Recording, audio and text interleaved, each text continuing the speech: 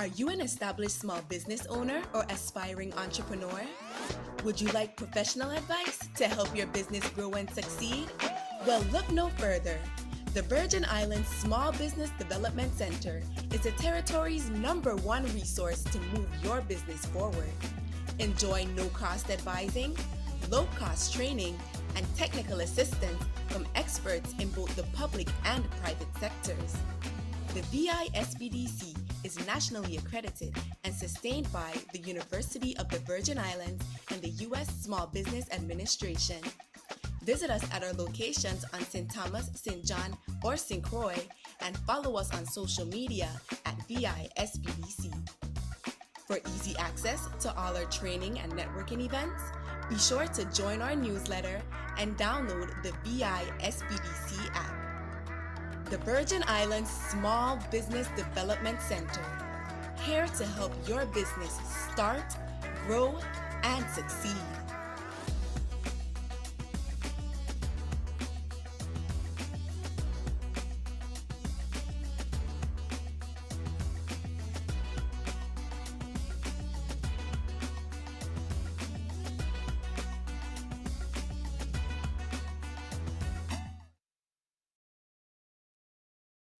Hello, good morning, everyone, and thank you for attending today's webinar. It's entitled SBA Federal Contracting Certification. Today's session will educate participants on how they can prepare for government contracting and SBA resources to help. Today's lead presenter is Mr. Wayne Huddleston, SBA Senior Area Manager for the U.S. Virgin Islands. Here's a friendly reminder to place your questions in the chat, and they will be addressed by the presenting team either directly in the chat or later during our question and answer segment. A copy of today's presentation will be attached to the post-survey email. We encourage you to take a few minutes out of your time to let us know how we are doing. So without further ado, Wayne, the floor is yours. All right, thank you, Sharika. Can you see my screen okay? Yes, we can. All right, hold on a second. I've kind of lost. It's not showing up right on my side for a second, so hold on. Okay, I'm going to try to. Sorry, I'm going to have to reshare again for a second here.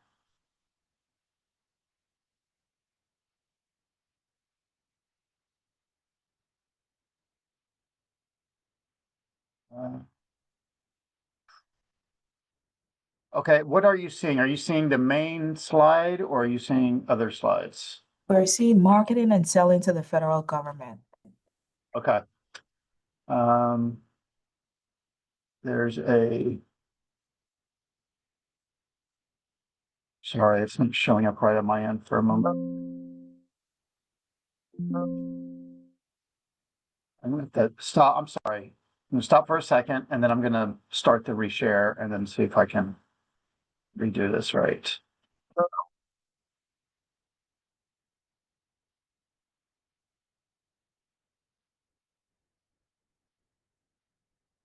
I'm just going to try.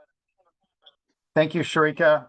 Sorry for that delay. We're just going to have to go with it. I've got, it's not going exactly right, but we'll do it.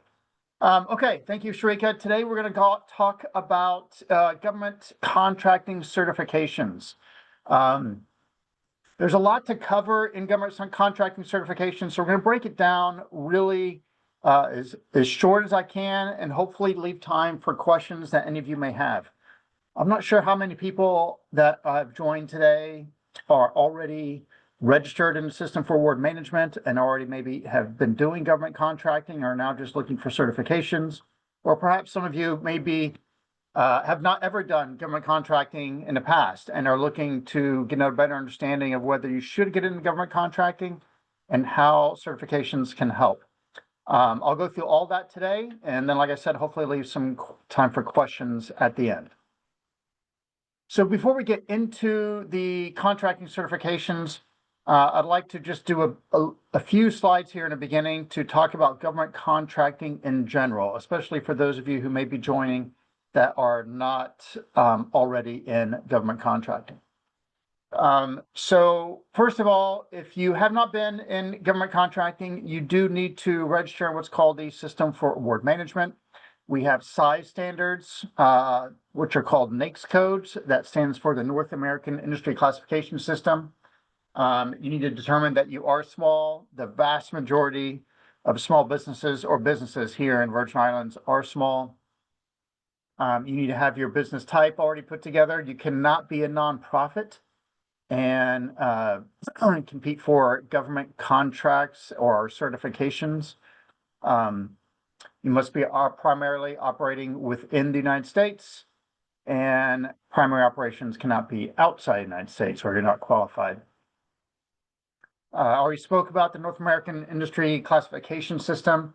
It's basically a way of just classifying what your business is and what it does. It helps government contracting officers identify you, understand what you're doing, and being able to recruit the right kinds of businesses that can compete for contracts. It's very helpful for us, and you want to make sure you have your proper NAICS codes identified for your business.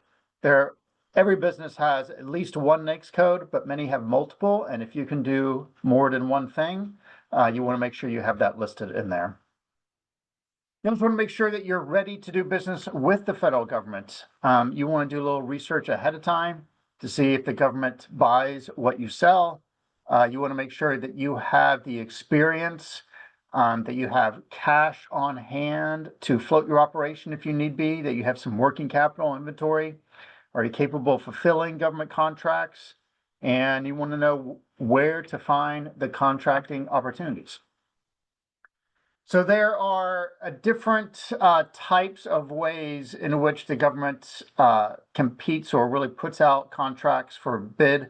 I'm going to cover all these three in the next slide, but I want to emphasize that the federal government is the world's largest purchaser of goods and services in the world. There are many businesses that have only one customer, that being the federal government, and they can be very successful and they can be a very lucrative business. Part of this, though, part of the effort of the government engaging in contracting with private businesses is to help improve our economy and help foster growth for small businesses.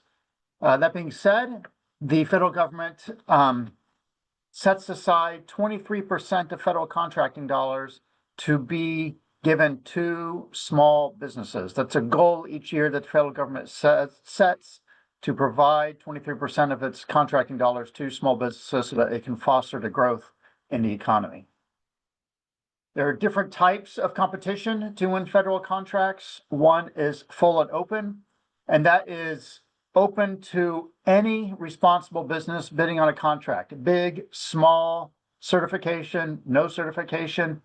Everyone who can compete for this contract, it's a full and open competition. The other types of federal contracting competition are set-asides. These are ways in which federal contracting officers can help them achieve their goals to award contracts to small businesses to reach that 23% number and to help them reach sub goals that they have in providing contracts to either women-owned small businesses, veteran-owned small businesses, or service-disabled veteran-owned small businesses, or other types that meet their goals. There are also sole source government contracts.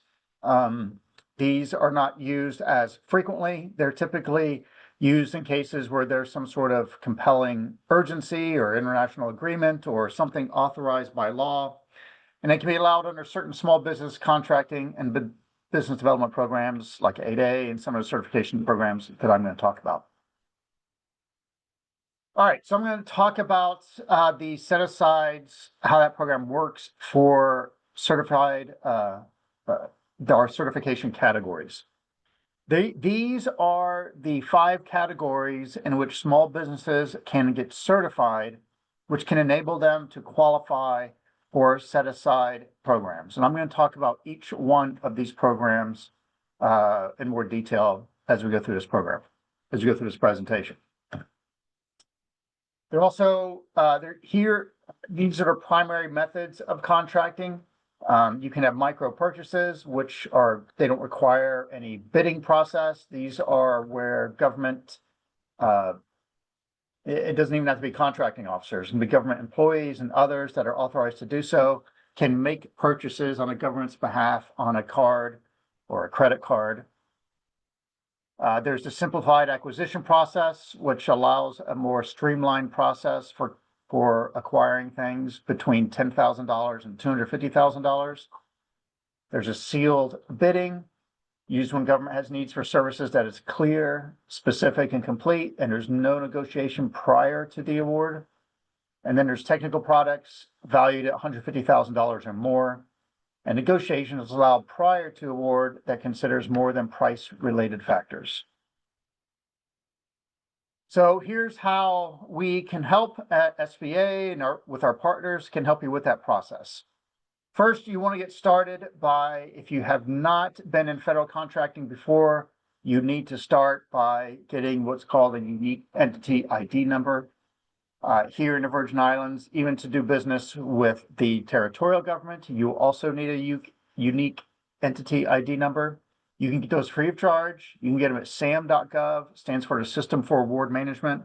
You just log on, you enter in information about your business, your ownership status, you upload some documents, and you can get that ID number.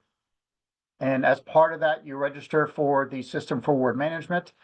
The System for Award Management is sort of like a Yellow Pages for the federal government. It's their way of going and seeing what businesses out there are registered, what have shown their ownership status, all sorts of things to kind of the first step in the vetting process for federal entities who wish to award contracts to businesses. You have to go through the System for Award Management. And you have to obtain a government cage code, and there are websites for all those, and all those, there's processes and guidance provided on sam.gov to walk you through every part of that. It's not very difficult. And then there are resources to help you throughout that process, as well as the certification process here in the Virgin Islands and then across the country. Of course, we have our SBA office. We have what's called a business opportunity specialist. His name is Eduardo. He offices out of Puerto Rico, but he also has responsibility for supporting businesses here in the Virgin Islands. He can help you with all sorts of issues or give you guidance on our certification programs or anything related to federal government contracting. We have what's called a procurement center representative, also located in Puerto Rico. They advocate for small businesses and ensure that small businesses are given fair opportunities to compete. And they can work with contracting officers to just make sure that they're doing all they can to provide you a contract in a fair and responsible way, and to make sure that they're not just taking the easy route and giving it to bigger companies or contractors that they may have relationships with. And then there's our learning platform, which is available on our website, sba.gov. We have lots of resources there, all related to anything that can help you in your business. So we have a lot on government contracting and certifications, but we also have a lot of resources there on just marketing, on financing your business, on loan programs, on all sorts of things. So a really good tool to use. When it comes to government contracting, though, specifically, if your needs are in that area, there's lots of assistance you can get through SBA.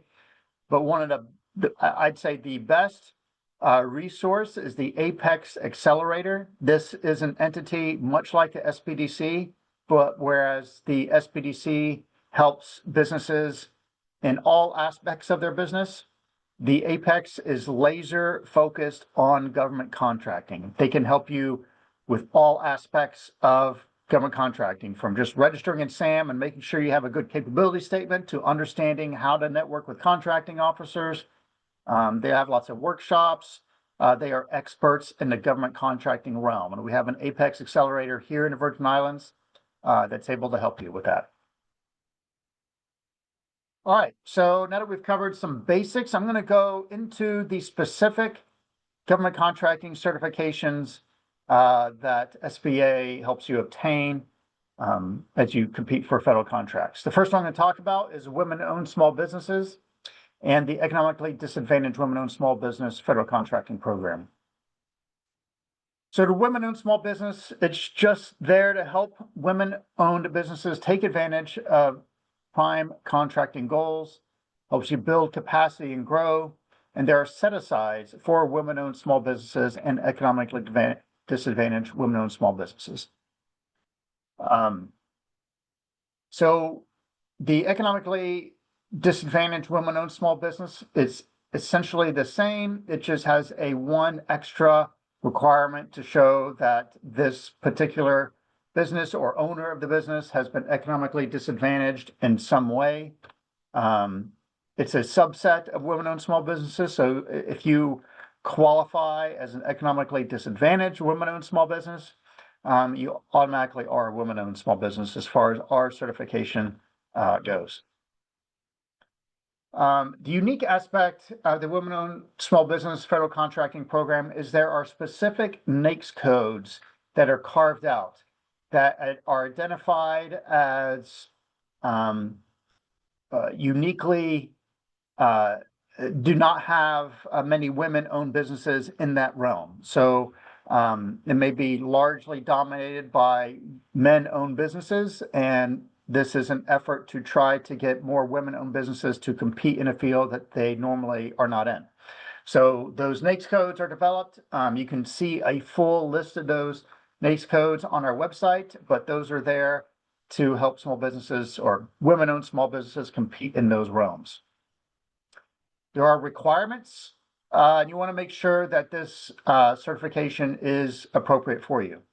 So first and foremost, the business must be 51% owned by a woman, and it must be 51%. It can't be 50.1%. I've had instances where a business restructured and they wanted to be close to 50-50 as possible. So they made it 50.1, and then they couldn't qualify as a woman-owned small business because we have to go by the way the laws are written, and it must be 51% or more.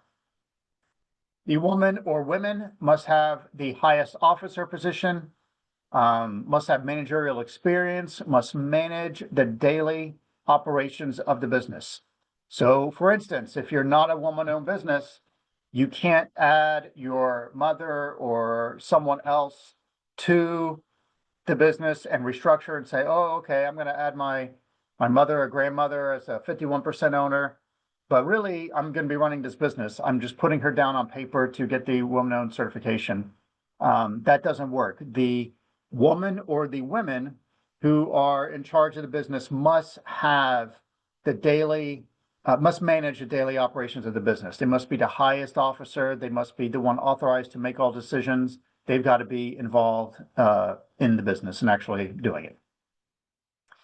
Personal net worth must be less than $850,000. The 3-year average income must be $400,000 or less. And fair market value of all assets must be $6.5 million or less to qualify for economically disadvantaged requirements. And that is in the application process. You'll see that.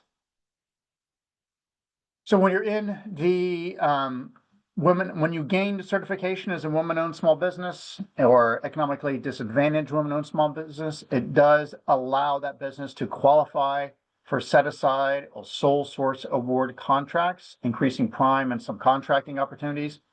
Essentially what this does is there are oftentimes when federal contracting officers are seeking to reach their goals, so they can look and say a contract is available in a specific geographic area. They can look in our system. They can say, okay, in this geographical area, how many women-owned small businesses are there? if there are at least a minimum number of small businesses that women-owned small businesses, and they want to help them reach that goal, then they can say, okay, I will restrict this contract only to women-owned small businesses because there is a sufficient number of them here in the area that allows me to do that.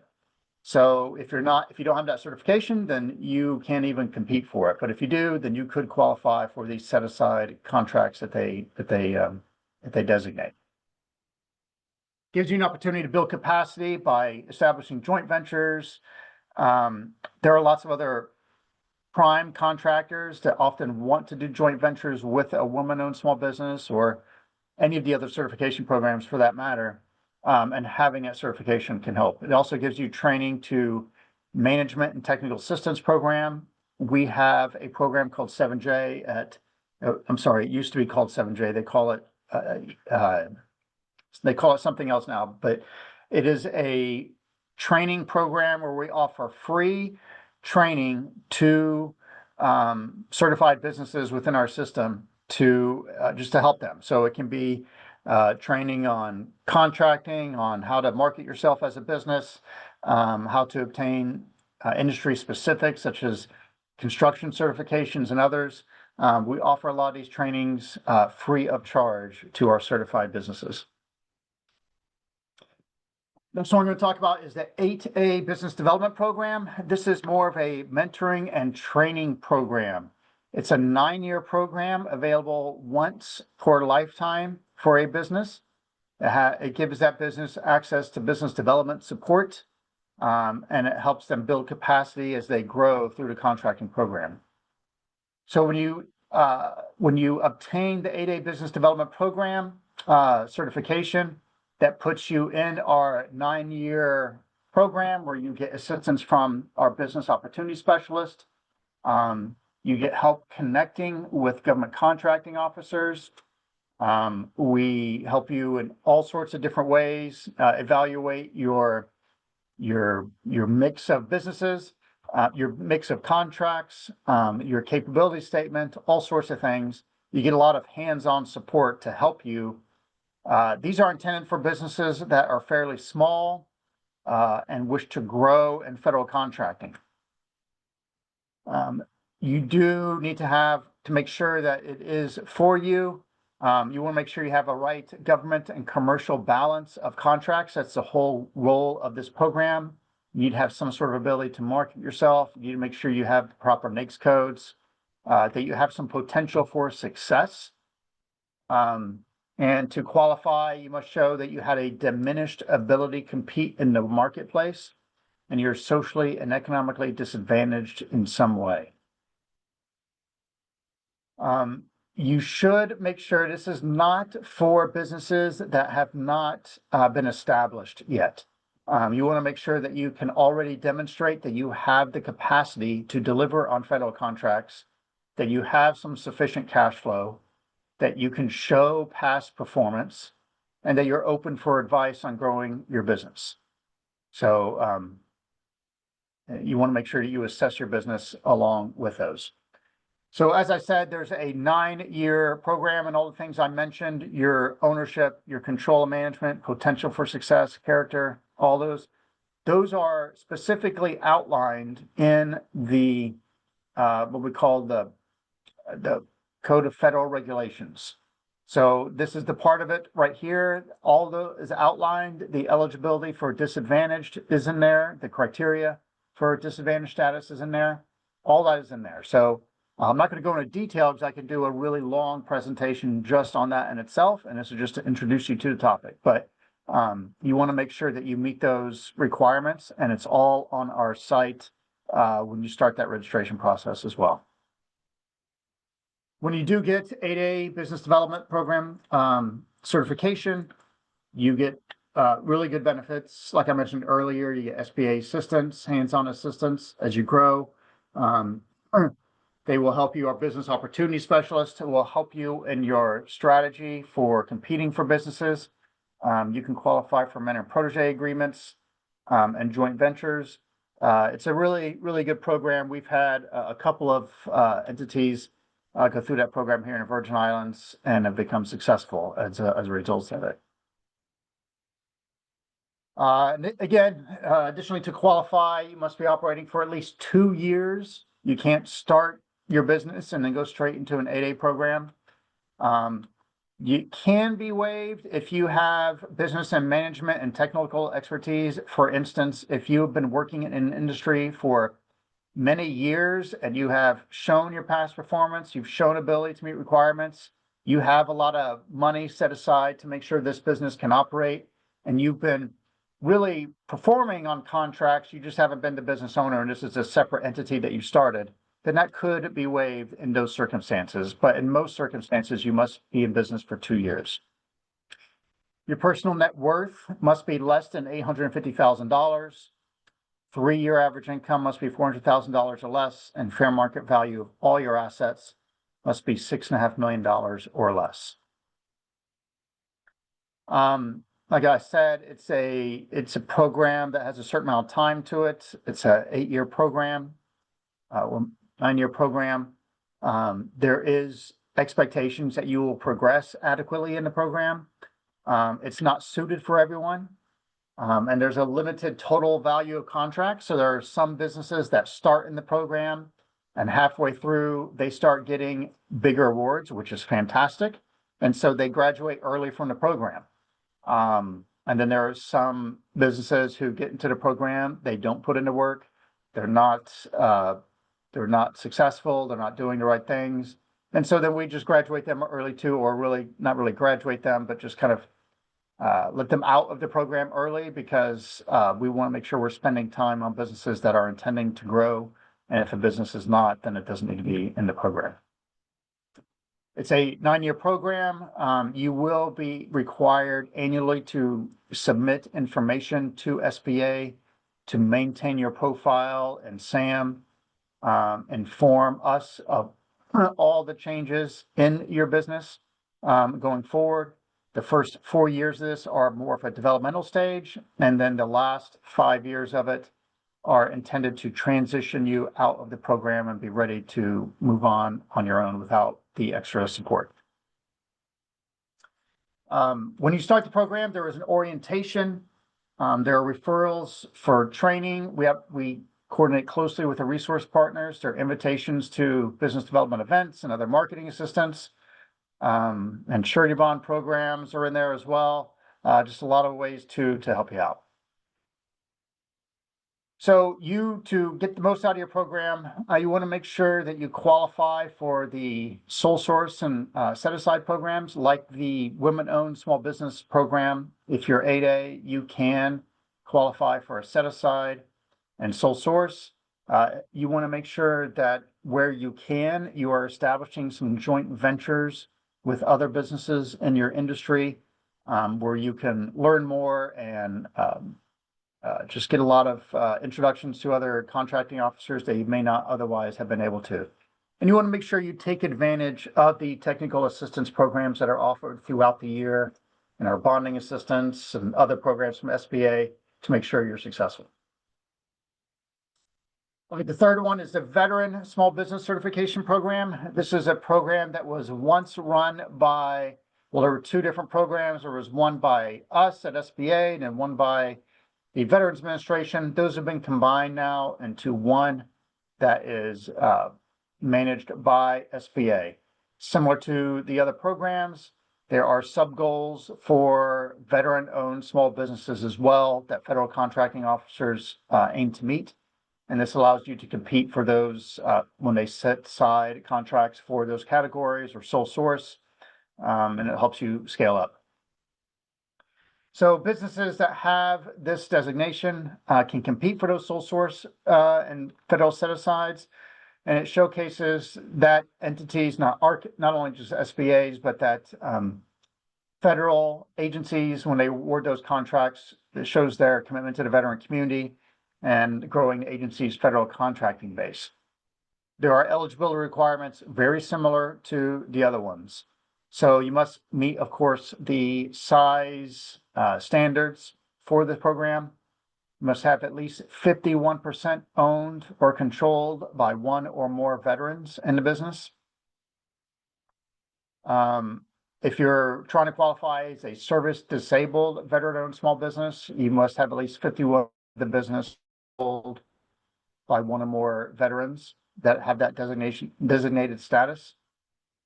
A permanently disabled veteran may still qualify if their spouse or appointed caregiver can assist with the daily operations, and reciprocal certification for women-owned small business and a small business. So you can have, what that essentially saying is you can have multiple certifications in this process, and you should if you qualify for them. There are currently 2 million veteran-owned small businesses operating in the United States with 5 million workers. SBA and other federal agencies recognize that veterans-owned small businesses contribute significantly to the economy. And the effort is to grow those businesses and give them as much opportunity as possible to compete for federal contracts. As with the others, there are set-asides for veteran-owned small businesses. And if you don't have that certification, then you cannot compete with that set-aside. So if you can qualify for it, you want to make sure you get it. And it just provides a lot of opportunities out there that you otherwise would not have if you did not have the certification. Final one is historically underutilized business zone program. This is one that I think is especially powerful and important, especially here in the Virgin Islands. You don't have to be a woman-owned small business. You don't have to be 8A. You don't have to be a veteran-owned small business. You can still obtain the hub zone status, and it is a very powerful designation. Hub zone is intended to stimulate capital investment in communities that have historically what we categorize as underutilized, but are characterized by low unemployment or high unemployment, very little economic activity, areas that may have poverty in their areas. We want to spur economic development in those, and so we encourage federal contracting officers to designate contracts and even set aside sole source awards for hub zone businesses so we can spur development in those economies. And I just mentioned that there are requirements for this as well, just like all the other ones. There must be 51% ownership requirement that the small business owner must meet the requirements for hub zone certification. The business itself must be located in a hub zone. Here in the Virgin Islands, the entire territory is designated as a hub zone, which is for better or worse, it designates the whole territory as an economically depressed area. But by having that designation, it's easy to obtain the hub zone certification. This is a very hard certification to get in the States, and it's a very powerful one. I've seen businesses that moved here just to get the hub zone certification so they can compete more effectively for contracts.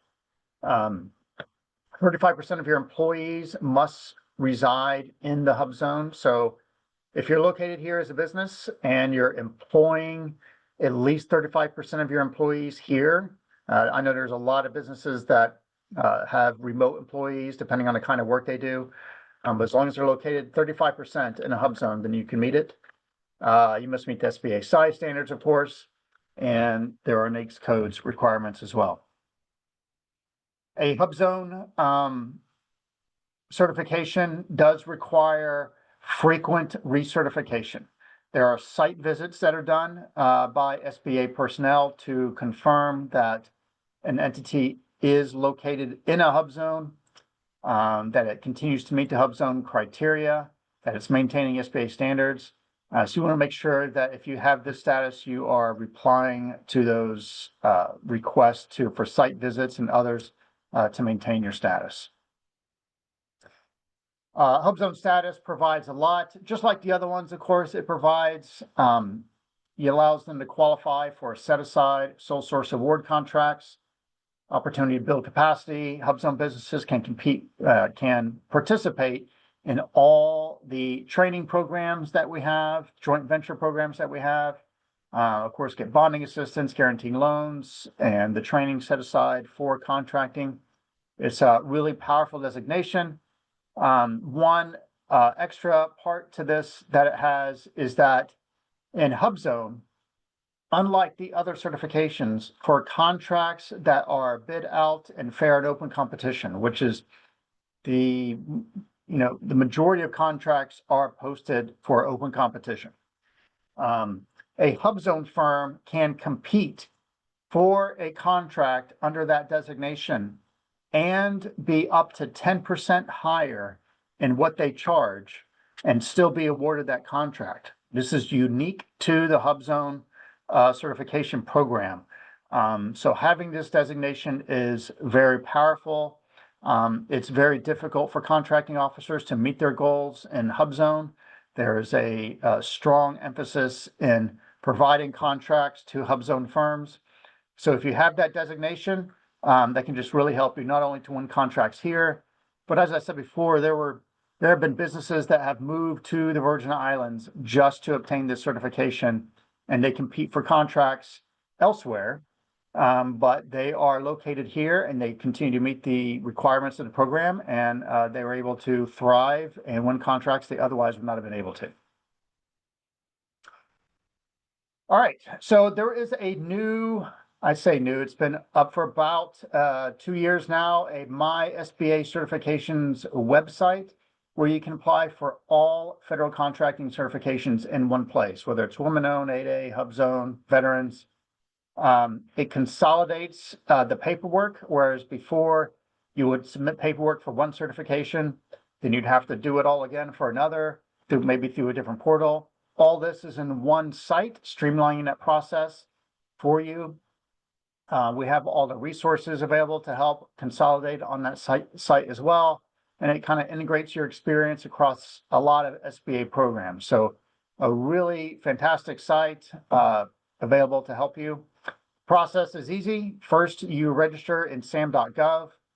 Once you register and you have your designation there, you have your unique entity identifier, then you have everything there.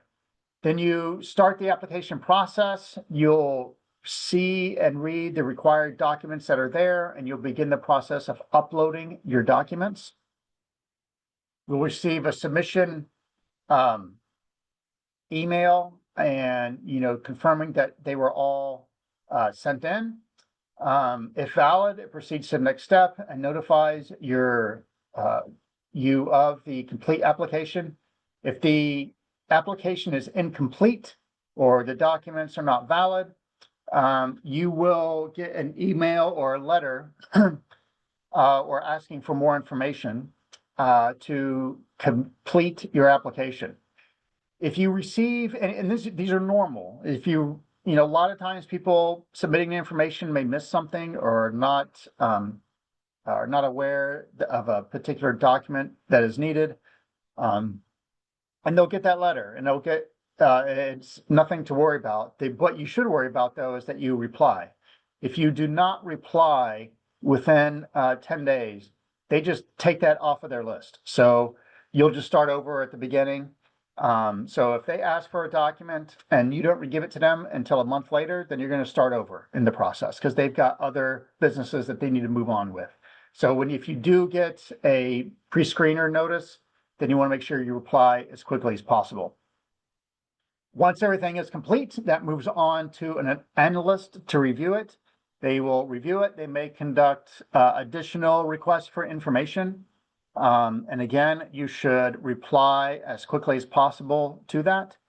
And then they'll submit a final recommendation. And that goes to a director. They make the final decision to approve or deny. If it's approved, they issue a signed and dated letter that you will receive to confirm that. And then your entity, your business will be, your certification for that business will be reflected in our system as well. It'll be reflected in SAM, and it'll be reflected in what we call the Dynamic Small Business Search, which is an important tool for federal contracting officers to find businesses with those certifications. And you can see that as well. So before I end, I'm going to show you exactly what that looks like, the dynamic small business search. Okay, hopefully you can see my screen. This is what the dynamic small business search looks like. For anyone who is familiar with the dynamic small business search and have used it in the past, you'll recognize that this is a different look. Just in the past, I think it was the past 10 days, SBA made a significant update to the site to make it a little bit more user-friendly and easy to use. So if you're searching for a business, a lot of times contracting officers will need to just do a quick search for a business and they'll put that in here. Usually though, they will just switch to filters. So for instance, if they're looking for a business that is just in the Virgin Islands, they'll scroll down here and say, all right, I'm just looking for businesses in the Virgin Islands, and they'll come up. So right now, registered in SAM, there are 1,145 small businesses that are already registered in SAM that are located here in the Virgin Islands. Now, let's say they wanted to designate further. HubZone is a frequent one. And they can say, okay, I want to see, are there enough HubZone firms here for what I'm trying to do? And they'll see there are 11 right now that are designated in here. This is all public information. These are all businesses that are here. This is also a good tool for you to use to gather information on either your competitors, but also people who are successful in the government contracting realm. An important thing is your capabilities narrative. You can see, how do other people write their capabilities narrative? Who has these certifications? Where are they located? Maybe you're looking to partner with a business and you don't care about the HubZone status, but you want to look for a specific industry. Let's see, like a specific NAICS code. So if you know your NAICS code, you can put it in here and you can find out what other businesses in the territory have your same NAICS code that you can either partner with or you want to be aware of as competitors. It's all in here. But I showed this to show you because federal contracting officers use this system frequently to identify businesses who have the certification. So again, if you don't have the certification, then it's not going to show up for them. I don't think there's hardly any women-owned small businesses here in the territory. Well, we've got a little bit more, but we've still only got 7. You can see these are women-owned small businesses. This one also has a HubZone status, a very powerful designation. However, it does not have a capabilities narrative, which is not a good thing. But you can get a lot of information here and see how you show up to federal contracting officers. So it's all there. All right, so that's it for my presentation. I'll stop sharing at this stage and answer any questions anyone may have about federal contracting or the certification process. So at this time, you can place your question in the chat or you can ask directly. Yes, good morning. Good morning. Yes, I have a question. Disadvantaged business enterprise. I know that stateside, they have that program running, and we have something sort of like that, in the infant stage here in the territory. Do you have any information on that? So the 8A program, economically and socially disadvantaged programs, that is a nationwide program. So it is just as effective here in the Virgin Islands as it is stateside as well. However, our program applies to the federal contracting realm. But any business that gets the 8A certification, then it has it and it's public data. I have long encouraged the local not the local government contracting people to take advantage of our public database so they don't have to recreate the wheel. They can see who's 8A certified here and they can see who's HubZone certified here. All the federal designations are just as applicable here in Virgin Islands as they are anywhere in the States. I'm not sure if that's getting to what your question is, but hopefully that helps. Yes, thank you. Sure. And we have a question in the chat, Wayne. How long does it take for certification approval for women-owned small businesses, HubZone, etc.? once we've turned in all documents? Once you've turned in all documents, it typically should be done within 30 days. Sometimes it has taken longer in the past, depending on our staffing, but it should be done within 30 days. And that is not from the time you begin, but as you said, from everything fully uploaded into our system. It shouldn't take too long. We have another question. How do I find a SBA advocate like Eduardo in Georgia? If you're in Georgia, there is a SBA district office. So I'll just pull up on my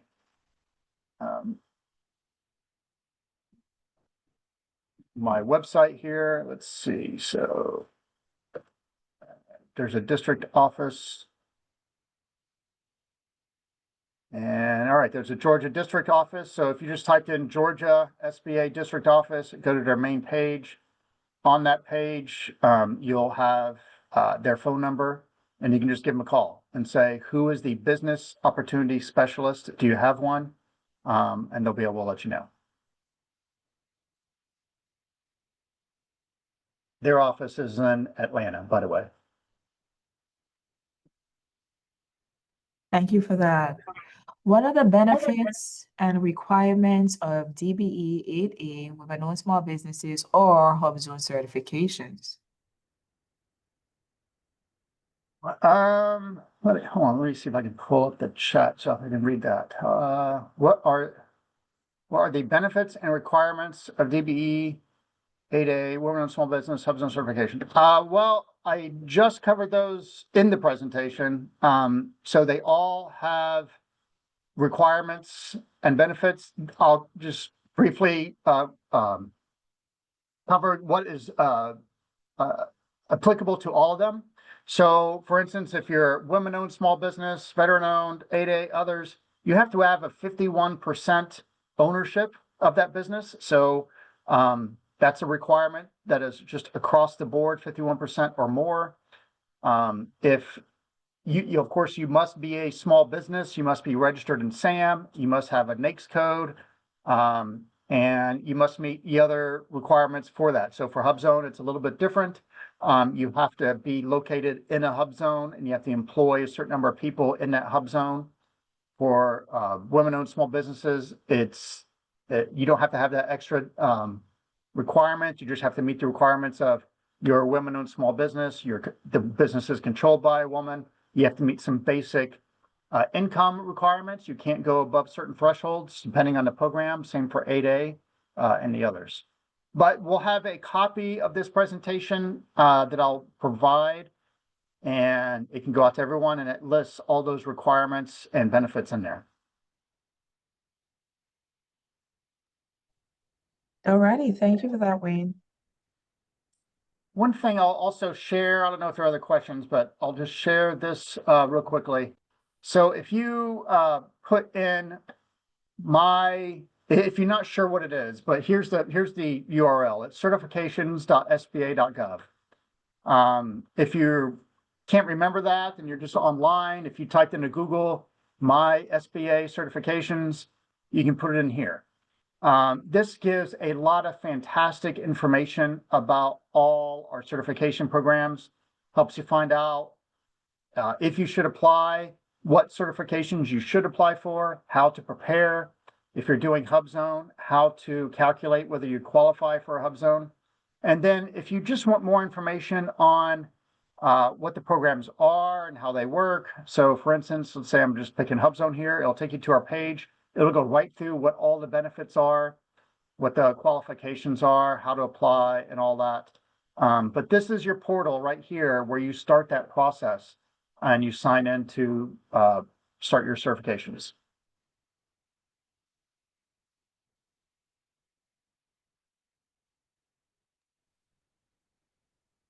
Thank you, Wayne. This has been helpful. I don't see any more questions at this time. Yes, I have one more question. Sorry. Could you Okay, go ahead. could you take us back to the link where you had where you could get the NAICS codes and all of that stuff, you could see the businesses in by region or by state? where would we find that information? Sure, hold on a second. Let me go back to sharing that. Okay, I think you can see my screen. So let me go back. Where did I set that? I'm just gonna click a link for it. So this is it. It's called the Dynamic Small Business Search, or SBA Small Business Search. This is the link right up here. Search.certifications.sba.gov. Once you're there, just click this button down here at the bottom, says directly to search filters, and then you can start your search. You can look for a specific business if you know the name. But if you want, like I said, if you want to designate by specific territory or state, you could do that. You'll have to click this button first to unclick them all. And if you're doing the Virgin Islands, just click it. And then boom, we've got all 1,145 that are there. If you're just picking like a random one, so for instance, VI oral surgery, you can just click on it there. You'll get more information about that business, their phone number, when they were established, their capabilities narrative. And this is just a short paragraph that describes what they do, but it's really important for business owners to have that fill out, at least if you want to compete for federal contracts. But this is a tool for you to use to not only keep up with your certification, but what you do. So here they provide their NAICS code, and you had asked about NAICS code. And this is saying that they're primarily in the dental business. But let's say you don't know what your NAICS code is and you're registering for SAM for the first time. I don't know if that was part of your question, but I'm just going to show this real quickly. You can just put in NAICS and you'll get this site will come up. And when you click it, this will give you information on what the NAICS codes are. If you're not sure what your NAICS code is, you can just type in maybe your field. So I'll put in construction, and then it should list all the more specific NAICS codes that come up under construction. So if you're in any of these fields, maybe do machinery manufacturing, or you do site preparation, each one of them has a code. Architectural services has a code, and then you can find what your code is and put it in. And as I mentioned, some businesses, especially in the construction realm, have multiple NAICS codes. So don't think you just need to pick one. If you have a business that does landscaping, but also does masonry or some other things, you want to make sure you put all those codes in there. But all those are also listed on the Dynamic Small Business Search, which I think this is what you were looking for.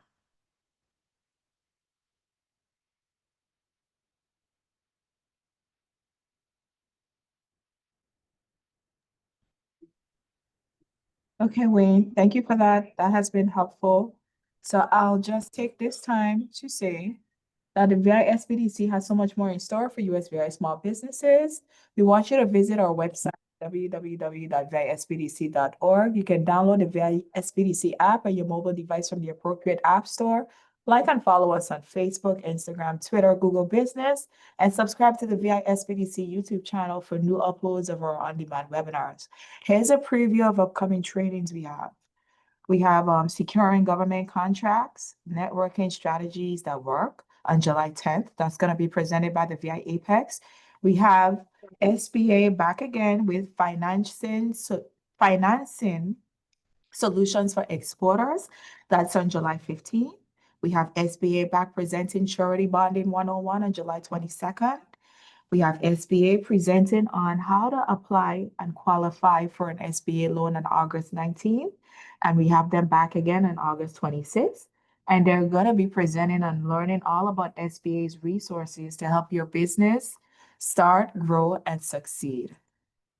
So I'm just going to check the chat. I don't see any more questions. Everyone is saying thank you, Wayne, for your help. It's always a pleasure collaborating with you on initiatives like this. So once again, I want you to take a few minutes, check your email, fill out that survey that lets us know how we're doing.